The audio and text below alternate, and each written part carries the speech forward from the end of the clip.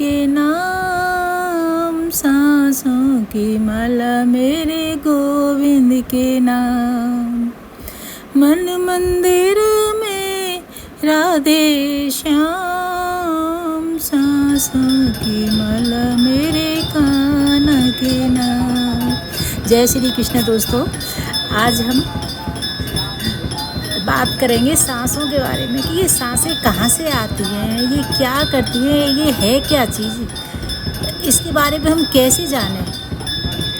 तो मैंने तो यही सोचा है कि हम इस तरह से जानें कि जैसे हम सबसे पहले माँ को जानते हैं, जैसी माँ होती है वैसे ही हम होते हैं, जैसी माँ वैसी बेटी, और जैसा बाबा होता है और वैसे ही पिता होता है, जैसा पिता होता है वैसे ही भाई होता है।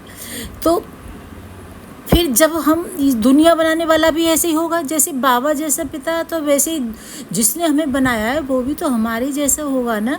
तो हमको ये पता करना चाहिए, जैसे कि हम अपनी माँ से पूछते हैं हमारी दादी कैसी थी, हमारे बाबा कैसे थे, परदादी कैसी थी, सबके बारे में पता करते हैं। तो हम जिसने दुनिया को रचा है उसके बारे में क्यों ना पता करें, उसके बारे में भी पता करना चाहिए हमें कि वो हमारे जिसने हमें बनाया, जिसने ये दुनिया बनाई है, तारनहारा ने, पालनहारा ने, उसके बारे में हम पता करें कि वो कैसा है। और जो हमें सांस देते हैं ये कैसे चलती रहती हैं, और अचानक तो 1 सेकंड में गायब, सांसें निकल जाती हैं तो शरीर तो बेकार बिल्कुल।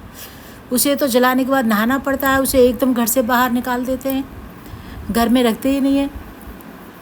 और इन सांसों का क्या भरोसा, जैसे तरंगों का भरोसा नहीं होता, समुद्र की तरंगें तुरंत आती हैं कितनी दूर तक, फिर तुरंत मिट जाती हैं, ऐसे ही सांसें। तो इसके बारे में पता करने के लिए हमें सांसों तक पहुंचना पड़ेगा, ये सांसें हैं क्या चीज़। जैसे पहले भविष्यवाणी होती थी, पहले श्राप होते थे, पहले वरदान होते थे, आकाशवाणी होती थी, वैसे ही अब भी होती है।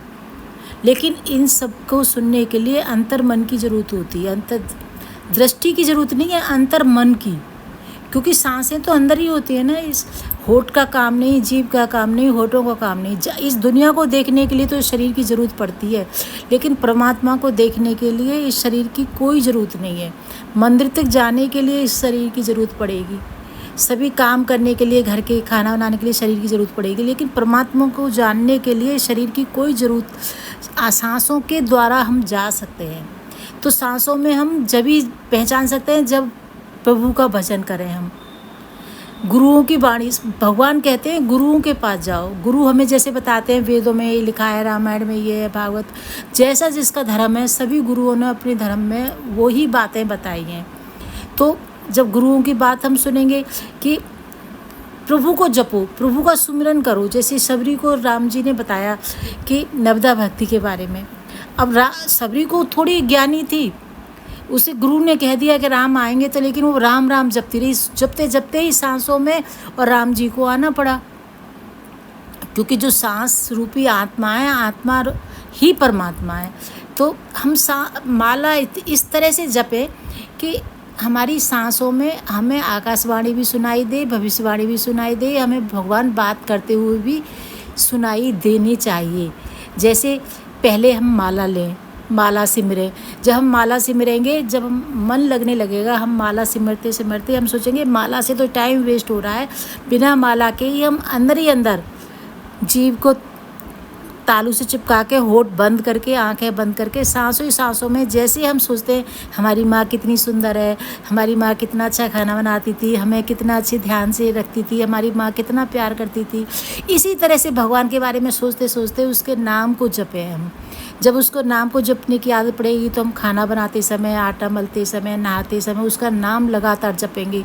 तो हमारी सांसों को, वो सांसें तो हमारी हर क्षण यही चाहती हैं कि मैं प्रभु को जपूं। वो तो हम ही ध्यान नहीं देते सांसों के बारे में। तो प्रभु तक पहुंचने का रास्ता तो एक सांसों का ही माध्यम है। इसके लिए तो घोड़ा गाड़ी तो बनी नहीं है, एरोप्लेन तो बने नहीं है। देशों में विदेशों में तो हम समुद्र पार भी चले जाते हैं। भगवान के पास तो बिना घोड़ा गाड़ी के पैदल ही जाने हैं। न हाथी है न घोड़ा है, वहाँ पैदल ही जाना है, वहाँ तो पैदल ही जाना है दोस्तों।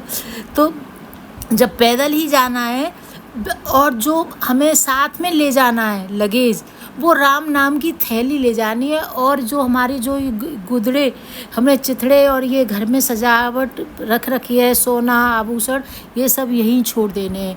जिसका जो अधिकारी होगा वो उसे मिल जाएगा। ज़रूरी नहीं है कि अपने बेटे बेटियों को मिले, किसी को भी मिलता है। जिसके भाग में जो होता है वो उसके पीछे मिल जाता है। तो हमें सांसों में इतनी प्रैक्टिस करें इस राम नाम की, कृष्ण नाम की, जो आपको, गणेश जी पसंद है, भोले बाबा, हनुमान बाबा, जो भी, माता रानी, उसी का लगातार, जैसे रटना लगाते हैं ना, जैसे रटना लगाते हैं, रटने की तरह उसे रटते ही रहें और छोटे से छोटा नाम जपें, जिससे कि सांस में ऊपर ले जाते समय सांस, नीचे छोड़ते समय वो नाम पूरा हो जाए। इस तरह से जैसे राम में पूरा ही 108 की मालाएं हो जाती हैं।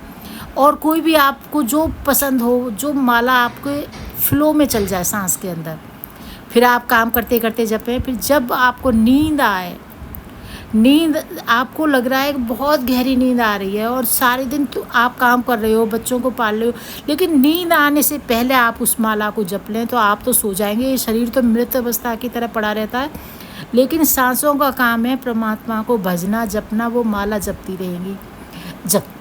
जब सांसों में माला जपने की आदत पड़ जाएगी निरंतर, तो आप जो कुछ भी पूछेंगे भगवान से कि भगवान मुझे ये परेशानी है, मैं ये कैसे करूँ, मुझे सभी ऐसे परेशान करते हैं, कुछ भी आपको भगवान आपके होठों के द्वारा, जब आपकी आँख खुलेगी उस समय आप होठों से बोलेंगे वो शब्द, उससे आप निर्णय तक पहुँचेंगे, निष्कर्ष निकालेंगे कि इस शब्द का मतलब क्या है, भगवान क्या चाह रहे हैं, ये मैं क्या करूँ। इस तरह से सांसों में ही, सांसों का काम है प्रभु को जपना।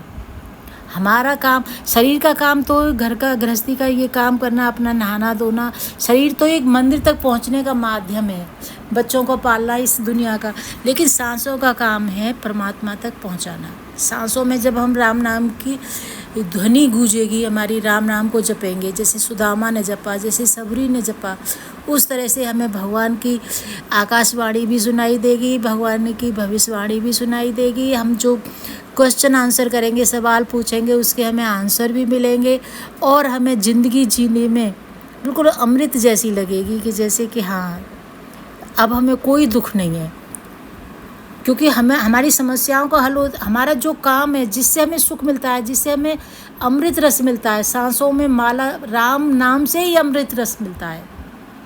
और सारी थकान दूर हो जाती है। सारी थकने के बाद अगर हम प्रभु को याद करते हैं, उससे प्रार्थना करते हैं, तो हमारी सारी थकान दूर हो जाती है। इस तरह से हम सांसों में प्रैक्टिस करेंगे, सांसों में ही जपना है, हमें कुछ भी तो खर्च नहीं करना। भगवान को खाना खिलाते हैं, कोई भाव के भूखे हैं, वो तो खाना भी नहीं खाते, वो तो कपड़े, उनको तो कुछ भी नहीं चाहिए, हम सब अपने ऊपर ही खर्च करते हैं, लेकिन हमें सांसों में ही तो उसको जपना है। हम सांसों में जपेंगे, क्योंकि सांसों का क्या भरोसा कब निकल जाए। सांसों की माला गोविंद के नाम, गोविंद के नाम मेरे कृष्ण के नाम, सांसों में सिमरूं तेरो ही नाम, किसी को अपनी व्यथा सुनाऊं, किसी को अपना हाल दिखाऊं, किसी को अपने दुखड़े सुनाऊं। मैं हूँ पिपता की मारी काना, मन मंदिर में राधे श्याम, गुरुदेव को कोटि प्रणाम। मन मंदिर में सीताराम, गुरुदेव को कोटि प्रणाम। सांसों की माला मेरे राम के नाम, सांसों की माला श्याम के नाम, सांसों की माला सिमरूं राम के नाम।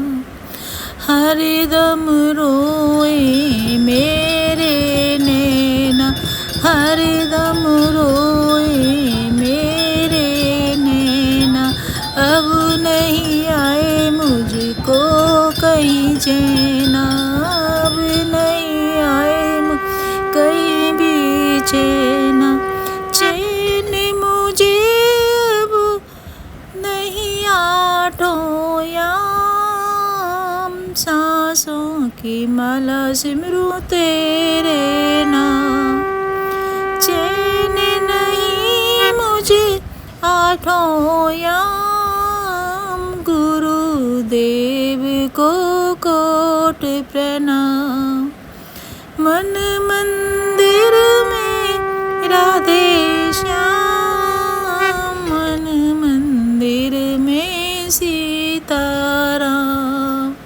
सांसों की माला मेरे श्याम के नाम। जय श्री कृष्णा दोस्तों, राधे राधे। चैनल को शेयर करें, सब्सक्राइब करें और वीडियो को लाइक करें।